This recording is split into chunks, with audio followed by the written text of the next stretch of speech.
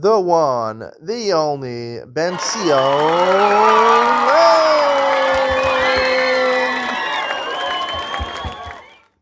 Good evening and welcome to Yeshiva YouTube. Iyun with Sion. Tonight I want to discuss Shekalim Perek Gimel Mishnah Dal, the last Mishnah. The Mishnah says that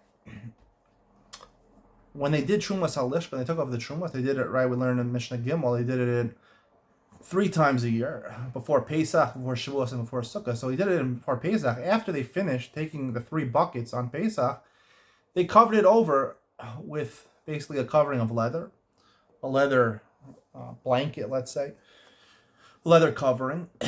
And then whenever they brought new Machzah Shekalim, because not everyone was able to bring the Machzah Shekalim before Aleph Nisan, you're supposed to bring it, but sometimes people were far away. They sent it with Shluchim, and the agents didn't come till after Aleph Nisan. So then they would have a leather covering over the old money, and they would put the new money, and then whatever was new, they would take for the Trumas Halishka on Shavuot, before Shavuos.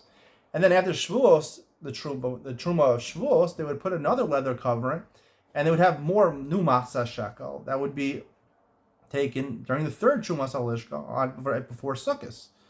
This way, everyone in Klal Yisrael should be part of something, and that's the Mishnah continues, and it says when the Kohanim did it, they should have in mind the first one is from the closest people in Eretz Yisrael, usually got there about Aleph Nisan, and the second one is from people a little farther who lived around Eretz Yisrael. I don't know, Turkey, I don't know, Greece, I don't know, places not so far from Eretz Yisrael, and the last one should be for all of the diaspora, for everywhere, because again, the whole point of Machzah Shekel is these was money being used for Korbanos Tzibor. Now, when you bring a Korban, you have to be present at bringing the Korban. But it's impossible for all of Klal Yisrael to be present when they bring the Tamid every day and then Musaf, and they just couldn't be there, So, since it's Korbanos Tzibor, it has to be brought from all of Klal Yisrael. So the way that they're there is that they pay for part of the Korbanos. And that's Machzah Shekel. You give half a shekel to contribute to the fund. So technically, it has to come from all Klal Yisrael. Now, the problem with this is that it's impossible. We know from the fact that it's halachas about the Shairei Halishka. He only took 3 baskets. Imagine all the Jews in the world. Now, presently, there's 14 million Jews in the world, something like that. 22 million Jews, if you use a looser definition of what a Jew is. There's a lot of Jews in the world. I mean, it's not very much compared to the 8 billion people in the world. But 8.5 billion people in the world. But it's a lot. And that's 15 million Machzah Shekels.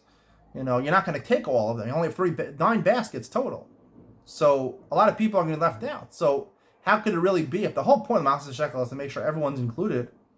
Right? Also, it's not even possible, right? Let's say you have 15 million people, right? You have to have a Shava Pruta. Shava Pruta is the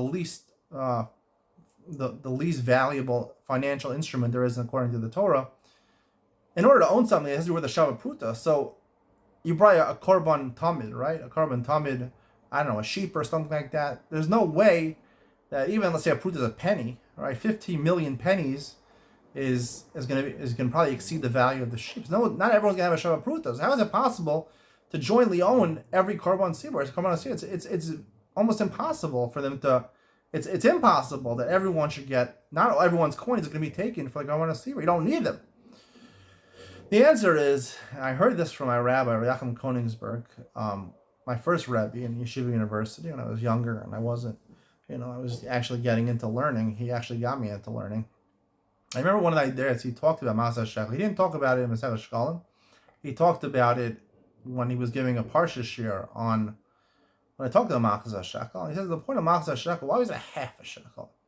Right? Why didn't it be a whole shekel? The point is that, he was using it on more of an ideological, ashkafic reason, is that we should always feel that we're half of something. We're missing something.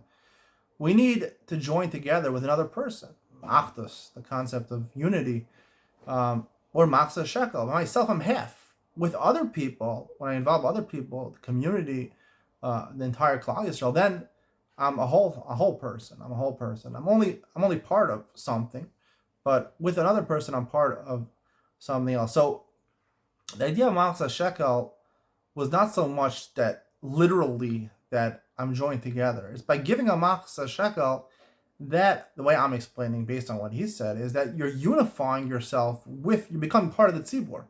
It's the pledge of the Machzah Shekel, right? They said, it says many times in the Gemara, I believe, that when the Kohen was doing the Trumas Halishka to take out the money for the Korban Sibor, he had in mind the money that was on its way, and also the money wasn't yet collected. Now, we know there's a concept in halacha of Dvar Meshubah Olam. You can't be kohen something that's not in the world. So how could he make a truma? So how could he make a transaction something that's not yet taken? It wasn't even collected yet. The person never made the decision to give the Machzah Shekel. The idea is, it's not literally. Korban Sibor does not mean that everyone has to jointly own the korban. It doesn't literally have to be jointly. The point is that the whole concept of the Machzah Shekel, by most people donating a Machzah Shekel, it shows that they're unifying together of Klal Yisrael. It unifies Klal Yisrael together.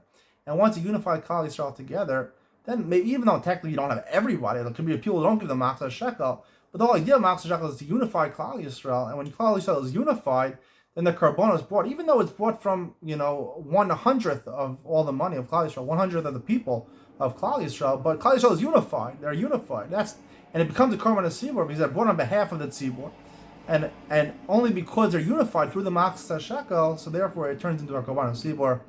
Hope you enjoyed tonight's share. See you in the next one.